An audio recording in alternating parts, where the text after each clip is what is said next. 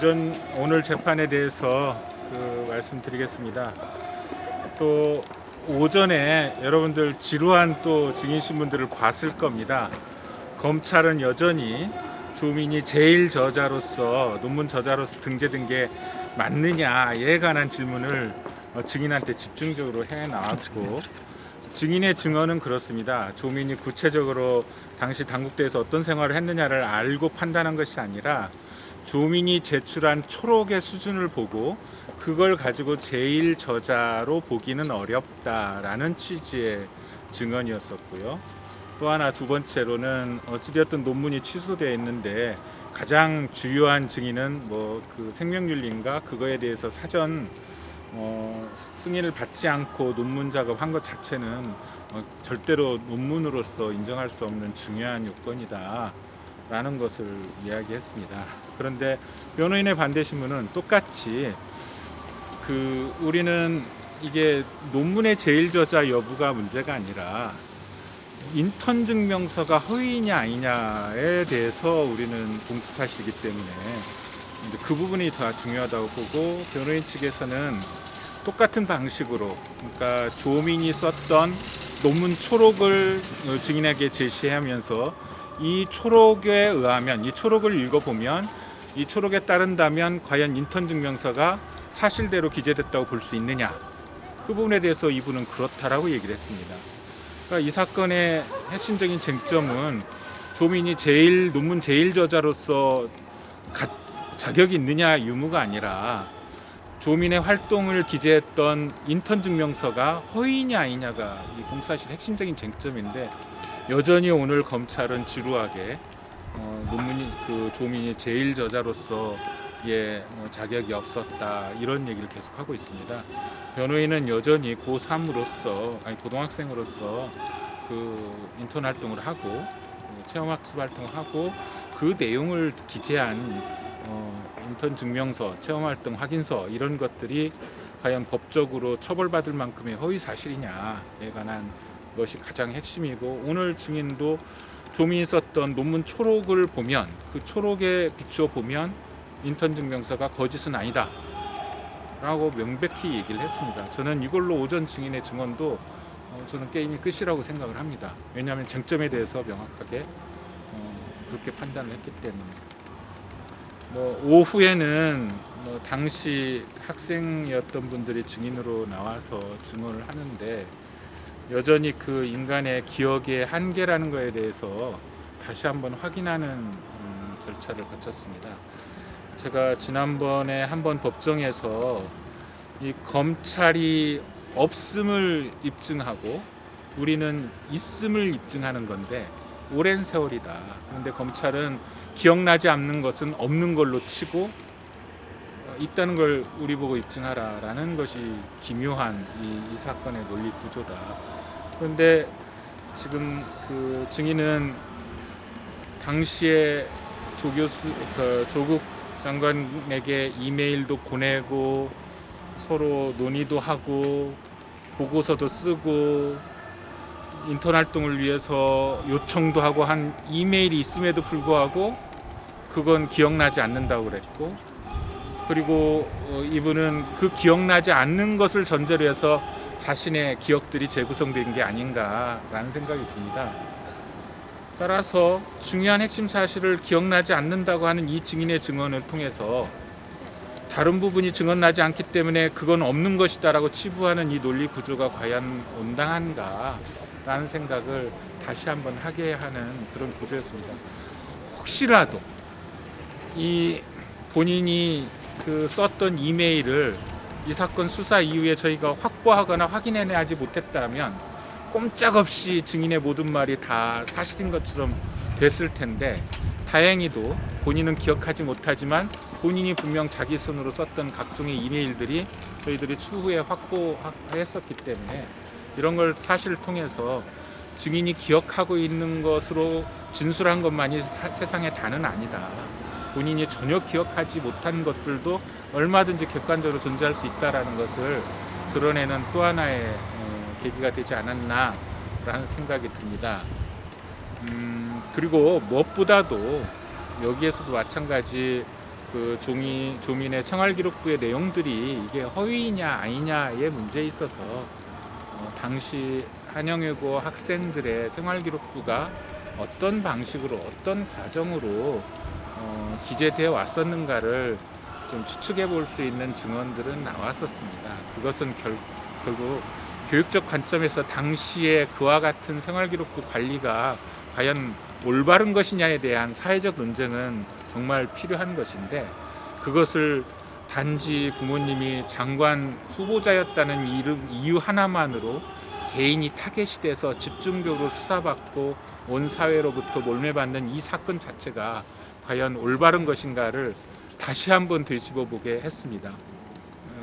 거기 있는 학생들 중에서 누구 하나 딱 집어서 생활기록부 기재 내용들이 온전히 진실에 기반해서 처음부터 하나에서 열까지 다 확인 가능한 사실로 구성되어 있는가를 다시 한번 이 시점에서 점검해 본다면 뭐 그것이 법적으로 죄가 된다가 아니라 다 비슷비슷한 처지에 올릴 것이다 라는 생각을, 그런 짐작을, 저의 개인적인 추측입니다를 갖게 했습니다.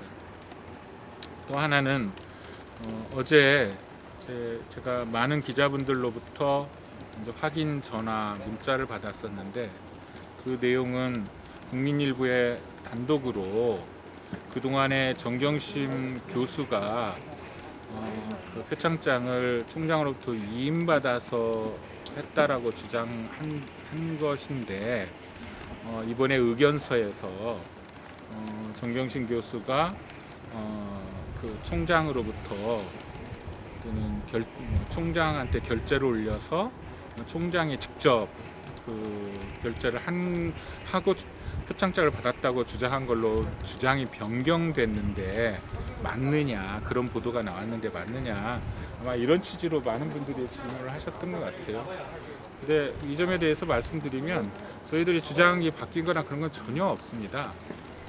이제 다만 이제 상세한 과정은 기자분들이 그동안에 좀 모를 수는 있었는데, 변호인의 주장은 그 2012년도 9월 7일자 표창장과 2013년도에 그 다시 재발부된 표창장, 두 개의 표창장이 있다는 거고, 2012년 9월 7일 표창장은 9월 7일 날 당시에 그 어학연수원인가 그 출범하는 날 그 총장한테 사전에 충분히 이야기를 했고, 정상적인 절차에 따라서 표창장을 발부받았다.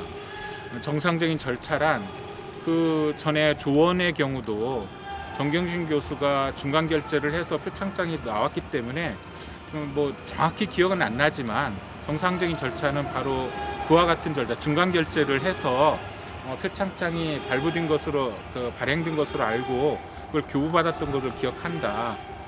그래서 그 중간 결제를 했었던 걸로 기억한다이지, 최종적인 결제를 추성해 총장이 했다라든가 또는 다른 사람이 했다라든가 이런 부분까지 저희가 언급한 건 아닙니다. 조원의 경우와 마찬가지로 거기도 그 중간 결제한 서류들이 나오니까요. 그렇게 했었던 걸 기억한다라는 정도고, 저희들의 요지는 2012년 9월 7일자 표창장은 정상적으로 절차에 따라서 발부되었다라는 요지이지 주장이 바뀌거나 그런 건 않습니다. 그러면 왜 위임에 관해서 그동안에 그 여러 가지 확인하고 증인한테 물어봤느냐? 그것은 그 일반론적으로 추상적으로 거기에 허다한 많은 사람들이 표창장을이나 그 총장명의 상장을 받았는데 총장이 다 직접 결제한 경우만이 있었느냐? 아니다.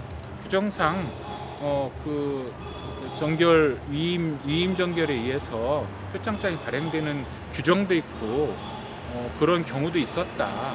이런 것들을 우리가 저쪽에 내가 결제하지 않는 이상 그 총장명의 상장이나 표창장은 다 위조된 것이다 라고 하는 주장의 논리적인 허점을 반박하기 위해서 저희들이 주장한 것이었습니다. 나머지 또 핵심은 그런 거였던 것 같고, 나머지 오늘 재판장님도 잘 저희들 주장의 여지를 잘 정리해서 설명해서 제가 더 추가해서 설명드릴 일은 없을 것 같고, 이상입니다. 제가 간단히 브리핑할 것은 이것인 것 같고, 여러분들도 그걸 궁금했을 것 같고 아마 오늘 재판부에서 또 성명을 구한 사실에 대해서 일부 언론에서 먼저 나왔던데 그 부분은 저희들이 다음번에 충분히 그 서면으로서 법원에 제출을 할 예정이고 그때 설명드리겠습니다. 물론 이 자리에서도 바로 설명 가능한데 저희가 법원에 정식으로 서면으로 제출하고 그에 따라서 저희가 설명하는 게 맞는 것 같습니다. 예, 예. 지난주 단독대 교수도 그렇고 이번 주 그 아들도 그렇고 검찰에서와 법정에서 또는 법정 내에서도 진술이 좀 오락가락하는 측면이 있는데 교수들에 대해서 변호인 측에서 좀 달리 주장하실 부분은 이제 당시 사회적 분위기 그리고 이것이 언뜻은 조민 학생에 관한 일이기도 하지만 오늘 말씀드렸듯이 뭐 법적인 처벌 여부를 다 떠나서 그런 식의 논리의 구제에 의한다면 자신들도 전혀 그거와 무관한 것은 아니다라는 일정한 뭐랄까 관계가 있었던 상황이기 때문에 이러한 상황에서 검찰에서 수사받을 때 절대 자유로운 편안한 심리하에서 진술할 수 있었던 건 아니었을 것이다 라고 저희는 추측합니다. 더더구나 본인만이 아니라 부모님이 이제 함께 한 사안들이기 때문에 그런 건 저희들은 충분히 다 감안을 하고 있고요. 그리고 이 법정에 나와서 그동안에 검찰이 증인신문 검찰 측 증인신문 반대 신문이 아니라 검찰 측 증인신문 하는 방식에 있어서 먼저 검찰에서 이렇게 진술하지 않았느냐를 대놓고 거기에서 증인의 진술을 이끌어 나가는 이 방식은 저희는 적절치 않다고 보거든요. 공판 중심주의의 핵심은 검찰에서 어떻게 진술했든 법정에서는 좀 더 자유롭고 편안하게 답변을 하도록 하는 게 공판 중심주의의 진짜 의의를 살리는 거고 그러기 위해서는 검찰에서 어떻게 진술했느냐라고 하는 걸 확인하기 이전에 주관적으로 본인한테 물어서 당시 상황을 설명하게 하는 방식이 맞는데 일관되게 지금 검찰에서 이렇게 진술했지요라고 하면서 그 답을 이 법정에서도 유도하는 방식입니다. 그런 방식에서 과연 검찰에서의 진술 내용을 법정에서 얼마만큼 자유롭게 그걸 검토할 수 있겠느냐에 대해서는 저희는 여전히 좀 의구심을 갖고 있고요. 그럼에도 불구하고 저희들은 또 다른 물증들을 제시하면서 논리적으로 여러 가지 반문을 합니다. 반문을 해서 증언의 내용이 많이 바뀌는 부분도 있고, 근데 이제 객관적으로 오늘 같은 경우 이메일 같은 게 명백하게 존재함에도 불구하고 그냥 기억나지 않는다. 그렇다면 이제 검찰에서 한 진술이나 나머지 부분은 기억나지 않는 사실은 없었던 걸 전제로 나머지가 진술이 됐거든요.